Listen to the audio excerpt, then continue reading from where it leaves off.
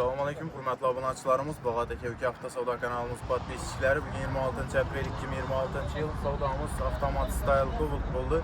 Maşınımız yılı Texpasport 2023, kuzuflar 2024, 12.000 yürgen Radnoy. Benzin derdi maşınımız. Naf pula 129 milyon so'm özlərimiz Bağat sentrlərin və bekanımızda savda oldu. İştira. Təbrikliyimiz var. Rahmat ağa. Şu Bağat Eke savdamı Ahmet işlemle yer yok, maşınlar yok, yer yok, balavarasılar. Katta rahmet, yaxşı diləklər üçün, Allah üçün. Biz uğurlar versin ilayim. Malibu Equinox'lardan bəri oturalım. Güzətəmiz satqan avtomobilimiz 2023-2024. Maşın zavod halətində rolla multimedia cruise control boğan 12.000 yürgen Malibu bar monitorla qoyulan təyyarınız zonunun nağd pula satdıq. 129 milyon so'm özlərimizi Bağat sentrə oldu.